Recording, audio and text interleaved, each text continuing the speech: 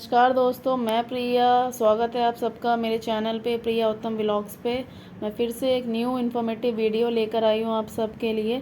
जैसे कि आप सब जानते हैं कि पितृपक्ष शुरू होने वाले हैं, इससे जुड़ी सारी जानकारी मैं आपको दूंगी। जैसे कि पितृपक्ष कब से शुरू है, कब ख़त्म है, पितृपक्ष में पितरों को जल अर्पित करने का क्या सही समय होगा और सही तरीका क्या होता है, और इन दिनों हमें क्या करना चाहिए, क्या नहीं करना चाहिए, चलिए जानते हैं। 2025 में सितंबर महीने की 7 तारीख से पितृपक्ष शुरू हो रहे हैं और 21 सितंबर को समाप्त हो रहे हैं। पितृपक्ष भद्रपाद महीने के शुक्ल पक्ष पूर्णिमा तिथि से शुरू होता है और अश्विन महीने की अमावस्या को समाप्त होता है। पितृपक्ष में हम अपने पितरों की आत्मा की शांति के लिए श्राद्ध, कर्म, तर्पण और पिंडदान होता है। कहा जाता है इस समय पितरों का श्राद्ध करने से सुख शांति की प्राप्ति होती है और उनकी आत्मा को शांति मिलती है।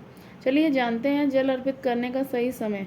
जल अर्पित करने का सही समय सुबह 11:30 बजे से दोपहर 12:30 बजे तक का होगा। जल अर्पित करते समय आपको एक बात का विशेष ध्यान रखना है कि आपको तांबे या कांसे के लोटे से ही जल अर्पित करना है।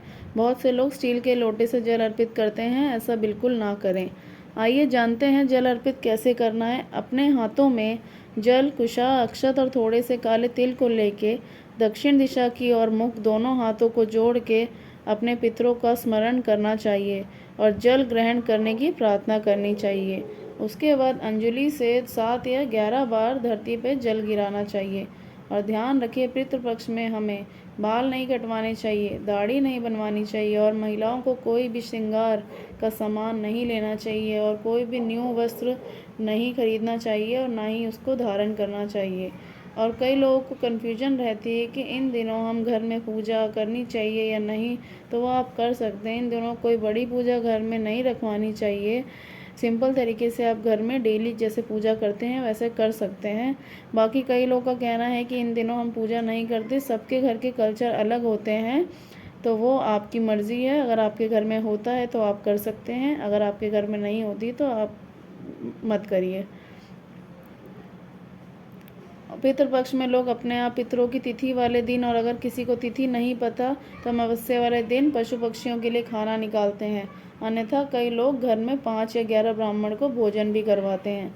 ऐसा करते हैं तो पितरों की आत्मा को शांति मिलती है और हमारा जीवन में भी सुख शांति बनी रहती है।